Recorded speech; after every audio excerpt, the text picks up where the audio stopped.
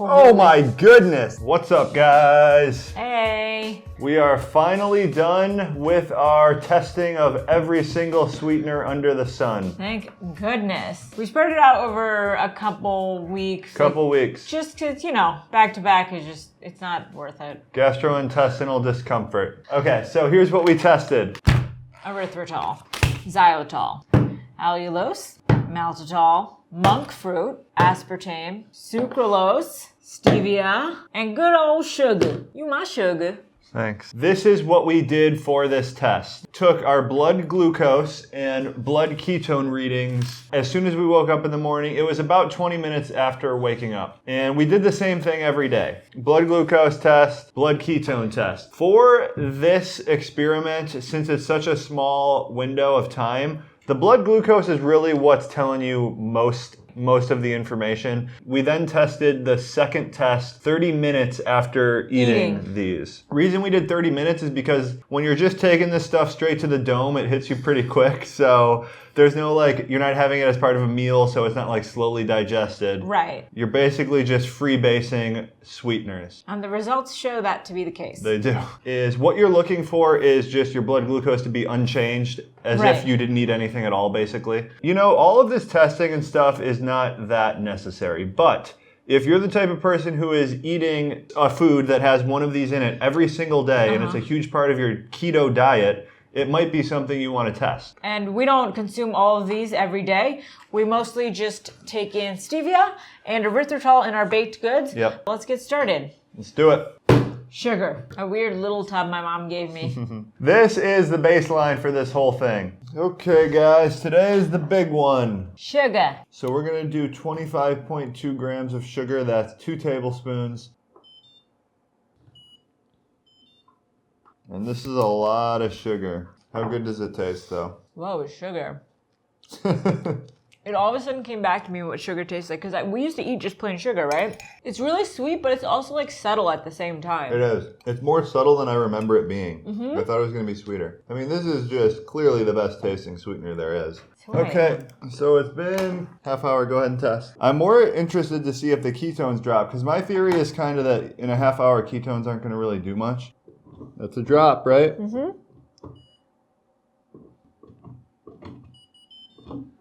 So that's significant. And going forward, for the amounts we test of all these different sweeteners, we do 2 tablespoons of sugar sweetness level. Right. So for erythritol, that's a little bit more than 2 tablespoons because erythritol is not as sweet as sugar. And our blood glucose skyrocketed off this stuff. 49 points for me. 53 points for me, so that's, pretty clear and concise. In 30 minutes. And the blood ketone results for all of these, pretty inconclusive for most of them. Sometimes mine will go down, Mega's will go up. For sugar, they both correlated and they dropped 0.5 ketones. So obviously, sugar's bad for keto.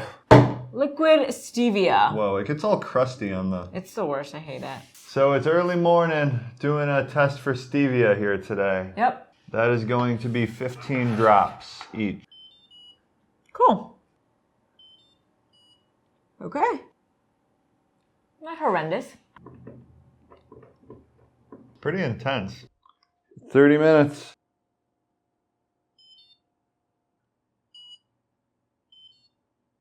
A little bit surprised by my results. I want to retest it. This is one that I think might just be random fluctuations. Right. But my blood glucose rose 9 points, which is more than I'd like to see. But I'm a little bit reassured because Mega's did not rise at all.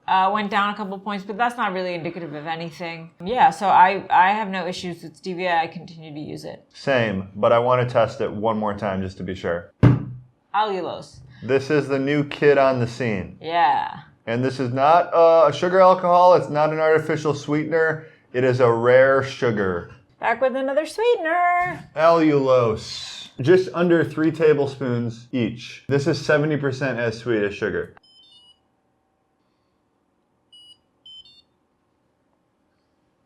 That's to equal 2 tablespoons worth of sugar. Look how much that is. Like sugar, a little different. Does it taste as sweet as sugar? Mm-hmm. It's very tasty. It does not, that's a claim, does not impact blood sugar levels. Not a ton of products use this allulose right now. The new Quest bars. New Quest bars and no foods products, like their big cookies and stuff. I'd say green light on this stuff. Yeah, absolutely. So that's one thing. This gave us the worst gastrointestinal discomfort out of anything. You're likely not eating it in bulk like we did, but it's definitely something to consider when you're eating like a ton of their products. So allulose, green light.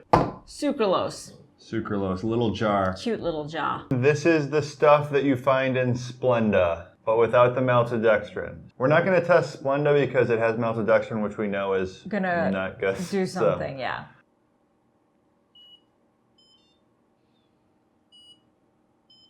So we're going to do 15 drops. Sucralose is actually more concentrated than stevia on its own, but this has some water in it and like other things. So you go first. Is it bad? Oh. Whoa. That is very intense. We back.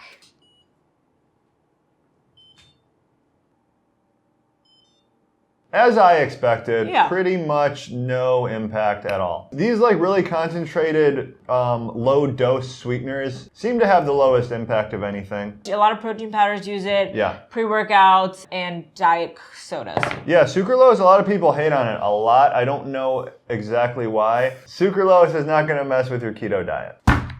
Erythritol. So this is the second most used in our household. Erythritol. We're going to do 3 tablespoons of this, erythritol. This is one of the sweeteners we most commonly use.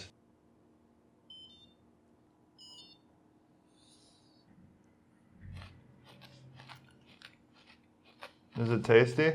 Exactly like sugar. The things we do for you guys. Which one's tastier, this or allulose? Allulose. I agree.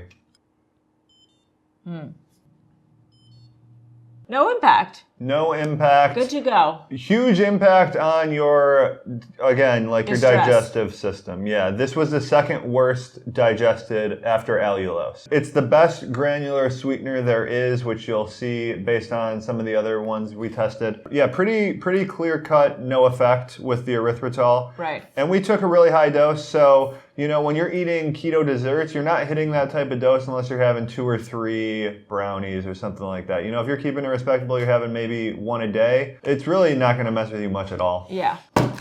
Monk fruit. Today we got monk fruit. So we're going to do 24 drops each. 0.7, 83.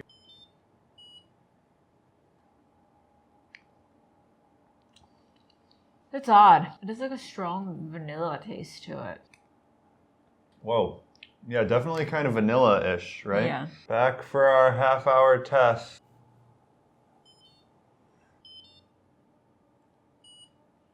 No. Yeah, we were excited to try it because everyone who's used it has said no that aftertaste. It tastes exactly like sugar. And we just had sugar. Couldn't disagree more. Yeah.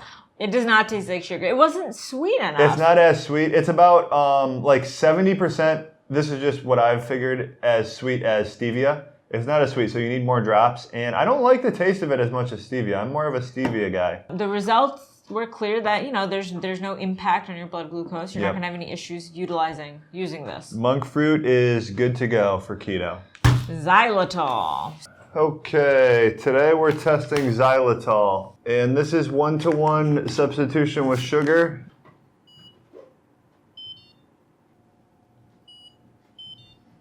$30 minutes.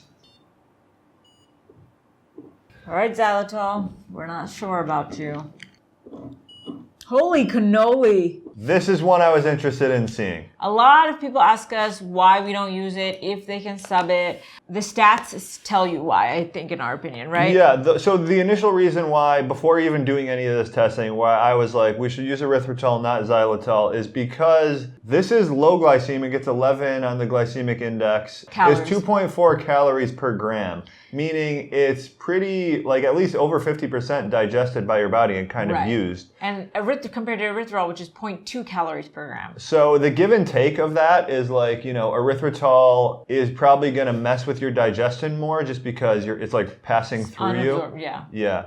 Whereas this is a lot sweeter. It's almost as sweet as sugar, but it is impacting you a lot more, which we found out. Yeah. And taste-wise, we've never actually just tasted it on its own. It does taste pretty good. It tastes similar to sugar. I was extremely surprised because so many people use xylitol to find out the results and how much it impacted our blood glucose levels. This was the biggest takeaway out of this whole thing for me. Yeah. It affected us both about half as much as sugar. Like 25 points. Yeah, 25 points. So like... This is a no-go. I would say it's a no-go, yeah. It's on my do not consume list for sure. Personally, I had a good amount of digestive discomfort. I did not have any. Yeah, but I did. So, and again, you're not eating it on an empty stomach in bulk in the morning. Yeah, so this was a cool takeaway for us. We learned about xylitol. Maltitol. You guys love this one. And you still consume it. Why? Early morning Maltitol drink. The one we've been dreading, so we've been pushing it off. So we have 50 grams of it here.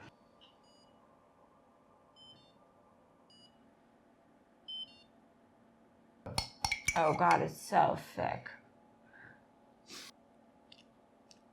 It's a consistency I've never tasted. This seems very unnatural for the body. This is almost like melted gummy bears is what the consistency is like. I'm gonna die today. I'm gonna die on the toilet. It's actually not that sweet. We are back. Oh my goodness.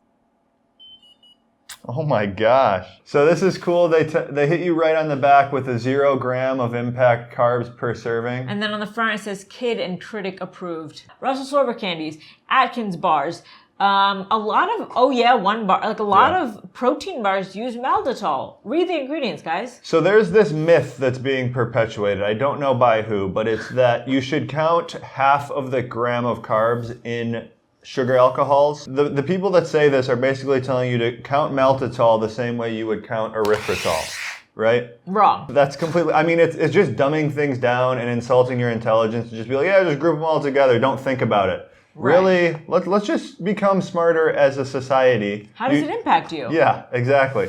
So whereas erythritol does not impact you whatsoever, maltitol spikes your blood glucose 40 points in 30 minutes. Basically sugar. Basically sugar. 80% of sugar. Maybe it's not as bad as everyone says. It is as bad as everyone says. When you see maltitol on the label, just read sugar. It is sugar. Yeah. Definitely stay away from this. Not diabetic friendly, not keto friendly. No. But to my surprise, my digestive distress wasn't as bad as Not it as was. bad.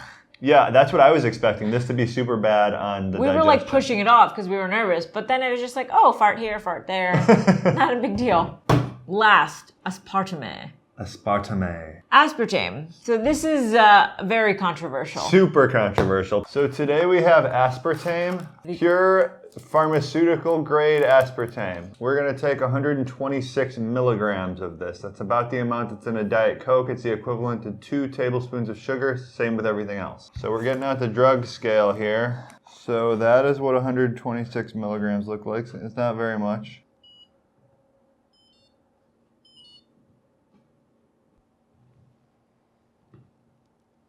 How bad is it? Sweet and chemically.